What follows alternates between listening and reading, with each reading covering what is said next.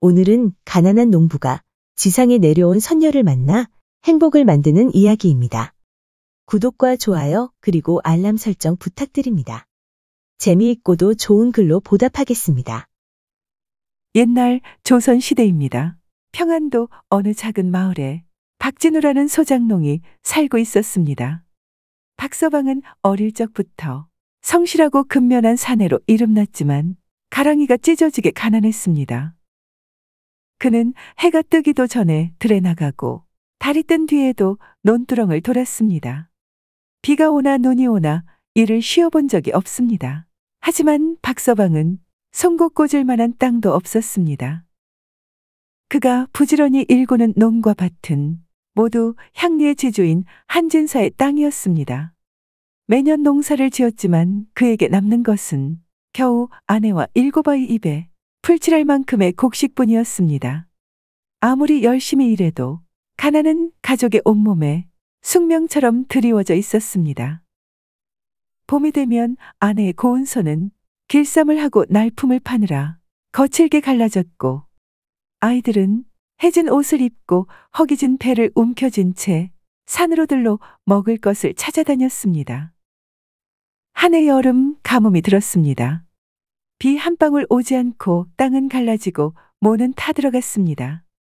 박서방은 가뭄 속에서도 포기하지 않고 새벽마다 냇가로 나가 항아리에 물을 퍼담아 논으로 날랐습니다. 큰아들 동석이까지 지게에 항아리를 지고 물을 날랐습니다. 아버지, 왜 이렇게까지 해야 해요? 벼 한 폭이라도 살려야 한다.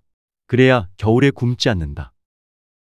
아들은 고개를 끄덕이며 다시 물을 길었습니다. 하지만 인간의 손으로 막을 수 없는 것이 자연의 이치였습니다. 가을이 되어도 벼는 고작 어린애 키만큼 자라 있었고 이삭도 듬성듬성 허전했습니다. 추수철 소장농인 박서방은 지주인 한진사 앞에서 땀과 흙이 얼룩진 두 손을 비비며 고개를 숙였습니다. 올해는 가뭄이 심해. 제발 올 한 해만 조금만 너그러이 봐주십시오. 한진사는 들은 척도 안 했습니다. 못 거두었으면 못 거둔 대로 책임을 져야지. 박서방은 결국 빚을 졌습니다. 그 빚은 이자에 이자를 물며 점점 불어났습니다. 다음 해에도 그 다음 해에도 박서방은 그 빚을 갚기 위해 더 많은 시간을 들에 쏟아야 했습니다. 몇 년째 풍년이 계속되었지만 빚은 줄지 않았고 가난은 더 깊이 뿌리내려 벗어날 길이 없었습니다. 그에도 여느 해와 다름없이 9 식구가 굶느니 먹느니 하면서 사는데 어느새 설날이 다가왔습니다. 하지만 양식이 바닥나서 온 식구가 쫄쫄 굶고 앉아 있었습니다. 박서방이 생각하니까 이거 참 기가 막혔습니다. 내일이 설날인데 아침거리가 없었기 때문입니다. 아무리 가난해도 설날이 되면 떡국 끓여 차례 지내고 설빔 차려입고 세배 다녀야 하는 게 아닌가요? 그런데 이건 뭐 떡국은 고사하고 밥 한 술 못 먹게 생겼으니 기가 막혀도 한참 막혔습니다. 까짓것 저 혼자뿐이면야 굶든 먹든 견디겠는데 아내와 7자식이 쫄쫄 굶고 앉아있는 꼴은 차마 볼 수가 없었습니다. 이렇게 사느니 차라리 나가 죽어버리겠다. 죽으면 아무것도 모를 테니. 하고 박서방이 집을 나왔습니다. 목매달아 죽으려고 새끼줄을 가지고 박서방은 뒷산에 올라갔습니다. 아예 사람 자취도 없는 곳에 가서 목을 매려고 한 것입니다. 산 중턱쯤에 가서는 소나무에 올라가서 새끼줄 한쪽 끝은 목에 걸고 다른 쪽 끝은 소나무 가지에다 메었습니다. 막 뛰어내리려고 하는데 저 아래에서 어떤 여인이 올라오고 있었습니다. 저 여인이 와서 보면 왜 죽느냐고 물으면서 밧줄을 끄른다 뭐다 해서 귀찮을 것 같았습니다. 안 되겠다. 저 사람이 지나가거든 죽어야겠다. 하고는 그냥 소나무 위에 동그만히 앉아 있었습니다. 그런데 아래에서 올라오던 여인이 다른 데로 안 가고 곧장 소나무 밑으로 왔습니다. 숨어서 보니까 곱게 차려입은 여인인데 머리에 떡시루를 이고 왔습니다. 와서는 소나무 밑에다 시루를 내려놓았습니다. 그래 놓고서 비나이다, 비나이다. 하면서 뭐라고 중얼중얼 빌었습니다.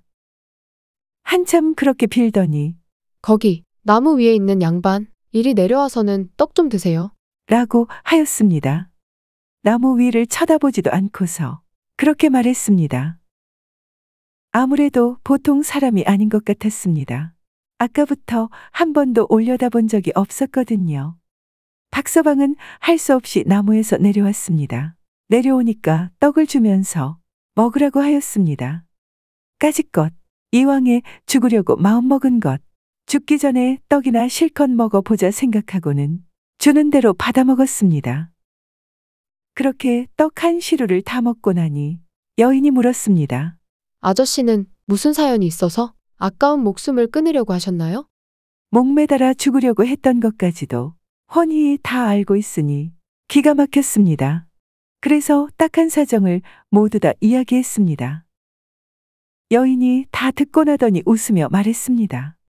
아저씨, 우리 집으로 같이 가세요. 설 셀 돈을 마련해 드릴 테니까요. 물에 빠진 사람 지푸라기라도 잡는다고 긴가민가 하면서도 따라갔습니다. 따라가 보니 산 밑에 못 보던 오막살이가 있는데 여인이 그리로 들어갔습니다. 집 안으로 들어가니까 돈꾀가 있는데 엽전이 가득 들어 있었습니다. 돈꾀를 주면서 여인이 말했습니다.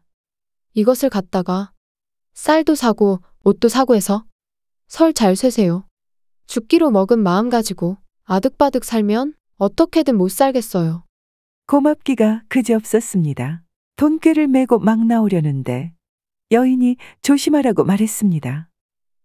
가다가 혹시 길에서 상제 차림한 사람을 만나거든 어떻게든 피해 가세요. 그 사람 말을 들었다가는 큰일 납니다. 아니나 다를까 가는 길에 상제를 만났습니다. 상복 입고 굴건을 쓴 상제가 다리 밑에서 쓱 나오더니 말했습니다. 당신 지금 어떤 여자한테서 돈 얻어가지고 오는 길이지요? 그렇다고 대답했습니다. 그러자 상제가 희한한 소리를 했습니다. 그게 사람이 아니고 천년묵은 지네예요. 그 지네 말대로 했다가는 당신 큰일 납니다. 내 말을 못 믿겠거든 그 집에 다시 가보세요.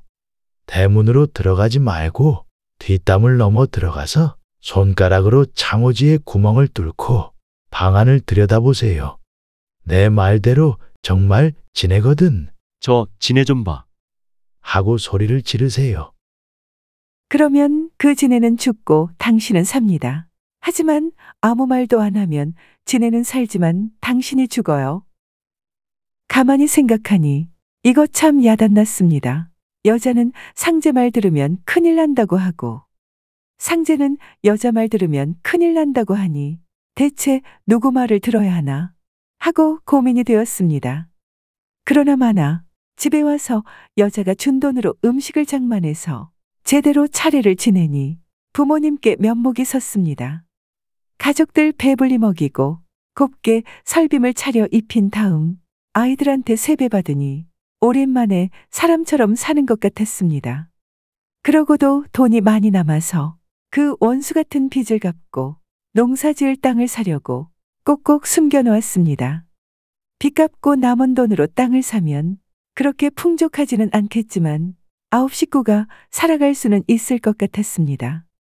극락이 별다른 세상인가요? 마누라와 새끼들 입에 밥 들어가는 모습 보고 밥 들어가는 소리 들으면 그게 극락이지요. 이런 생각하면서 팔베개하고 누웠는데 상제가 한 말이 당최 마음에 걸려 견딜 수가 없었습니다. 그 여자가 지내라고 한 말이 자꾸 생각나서 꺼림칙했습니다. 에이, 누구 말이 맞는지 가서 알아나 봐야지. 하고 박서방은 그 길로 여자네 집으로 갔습니다. 상제 말대로 대문으로 안 들어가고 뒷담을 넘어 들어가서는 손가락으로 창호지에 구멍을 뚫고 들여다보니 아이고, 이게 무슨 일입니까? 사람 팔뚝만한 지네 한 마리가 엉금엉금 기어다니고 있었습니다. 상제가 말한 그대로였습니다. 이걸 어쩌나. 저 지네 좀 봐. 하고 소리 지르면 저 지네가 죽고 아무 말도 안 하면 내가 죽는다고 했지. 이걸 어떻게 해야 하나. 그런데 아무리 생각해도 그 지네를 죽게 할 수는 없었습니다. 아무리 흉한 지네일망정 내 목숨을 살려주고 우리 식구를 살려줬는데 어찌 죽게 할 수 있나. 차라리 내가 죽고 말지. 이렇게 생각하고 그냥 아무 말도 안 했습니다. 아무 말도 안 하고 도로 담을 넘어서는 집으로 돌아왔습니다.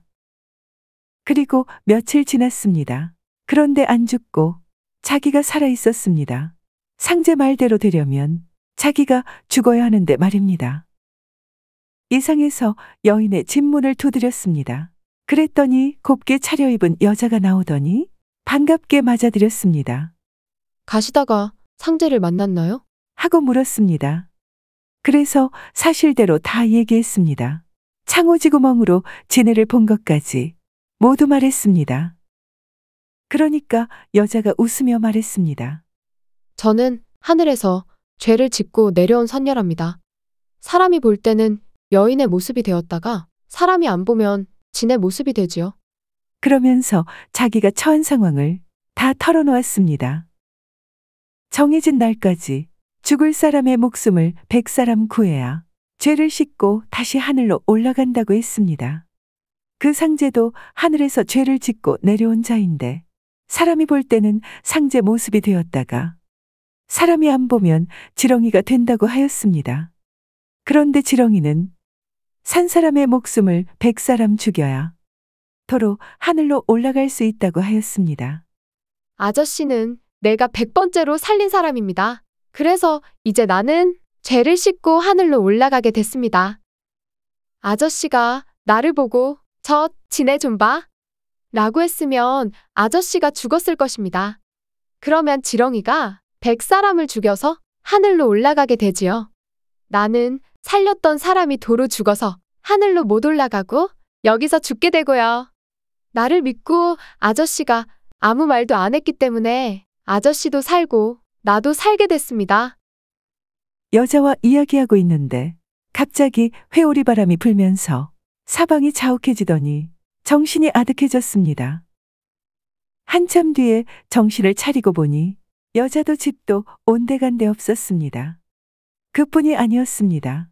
여자의 집이 있던 자리는 온통 논으로 변하고 말았습니다. 조금 있으니 하늘에서 무언가가 팔랑거리며 떨어졌는데 집어서 보니 방금 본 논의 문서였습니다. 선녀 덕분에 부자가 된 것입니다. 아내에게 이 기쁜 소식을 전하려고 빠른 걸음으로 집으로 갔습니다. 가는 길에 다리를 지나게 됐습니다.